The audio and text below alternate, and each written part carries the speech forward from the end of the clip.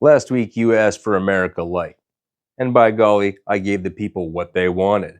And holy crap, did the algorithm make me swear in the ass for taking some time to look after my kids on that one. So, because I need to feel the urge to make fun of something badly, you can join me for the next dozen-odd minutes or so while I expound upon how the Rusviet Tsardom is. Hi, I'm Tony the Tanker, and this is me milking Iron Harvest, 2 videos in a row. Welcome back to another episode of A Tanker's View with me, your average tanker, Tony. The alternate reality of Iron Harvest. Things are depressing. Very Polish.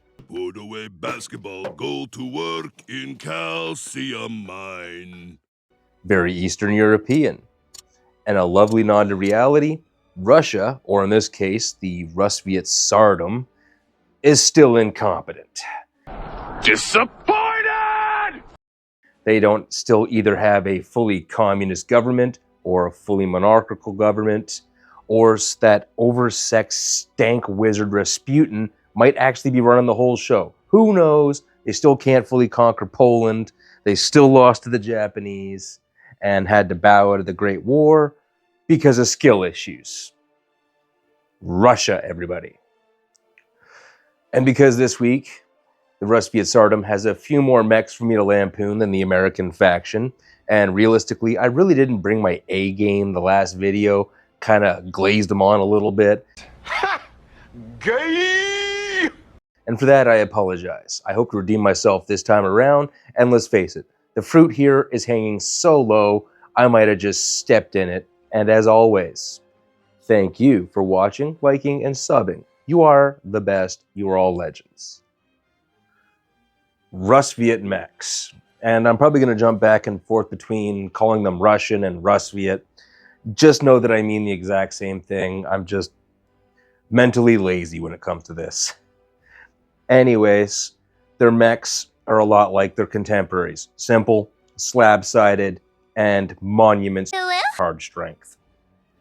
And to start this all off with, how about I give you the SHM 86 Kool-Aid, because I am not going to pronounce a single one of these Russian words because I suck at it. Now, what do you take when you take the Russian Kool-Aid man, redistribute its arms, and cover it in armor plates? You get this. The Russian equivalent of a steel walking scrotum. Russians deciding that standard machine guns were overrated Western propaganda, and grenades were bigger and therefore better. They put the equivalent of a pitching machine on top. Yeah, I can't wrap my head around this either, but leave it to Russia to seize the means of ball tossing and redistribute it for the war effort. We're just done with phrasing, right? That's not a thing anymore? I got a sneaking suspicion I'm going to be making that pun and joke a lot in this video. Are they good?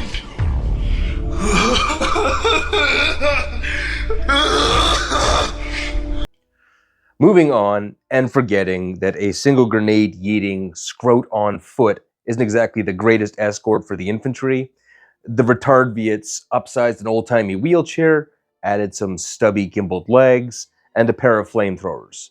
Because again, machine guns dumb? I give you the SHM 78 Olive. I really don't even know where to begin with this thing. From its oversized caster wheel on the back, the stubby little legs that look like a street curb would stop and bewilder it, or the fact that this thing looks like a mutant crab, and not even the good kind of mutant like the X-Men, but like a messed up mutant like the Oblongs.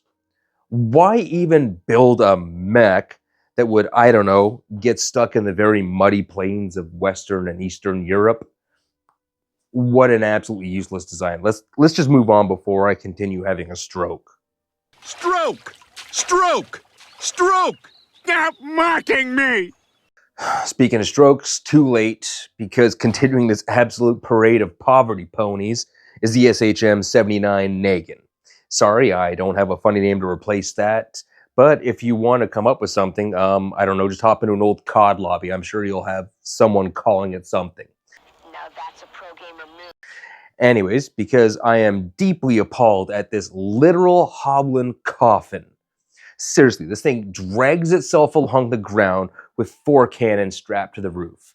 Sure, they might be able to provide a constant stream of fire and damn near impenetrable from the front and maybe from a little bit from the sides, but that ain't gonna mean shit when you have to move the whole unit back and forth to change your aim. Your ability to adjust elevation might as well be non-existent. And how poetically Russian. It just drags itself along like a soldier ripped in half, firing ahead without actually understanding of why its opponent is dying because they sidestep your pitiful attempt at offensive fire. Nice argument, Senator. Why don't you back it up with a source? My source is that I made it the fuck up.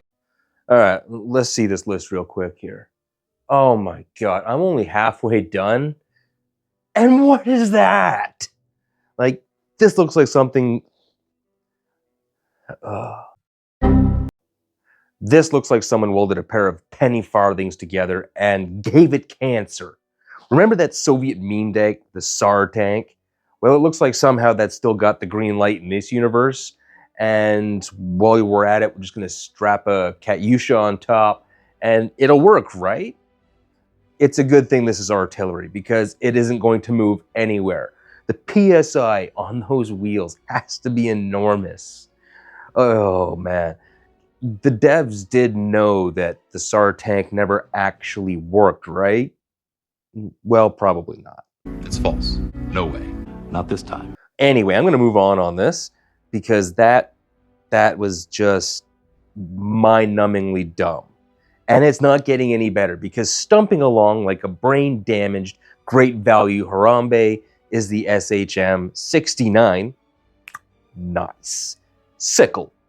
Because, of course, the communists can't even afford a hammer to go with it. Using oversized sickles again because the Soviets are as subtle as in a room full of lesbians. I have several questions. This thing aims to peel anything open like a ration pack.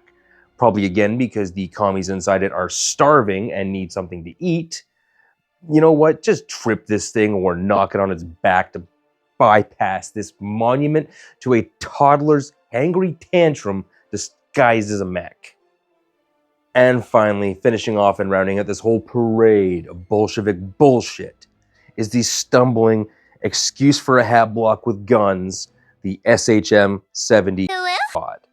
And so it turns out that these communist Rusviet don't actually hate machine guns, they're just fucking poor and inept that they can't afford enough of them to go around.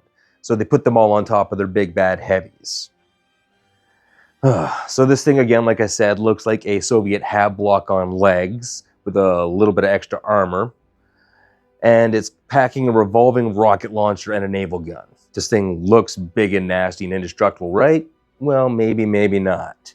All right, this thing doesn't look like it could navigate anything harder terrain-wise than a gentle slope. Like, this is just uniquely Russian in thinking and design.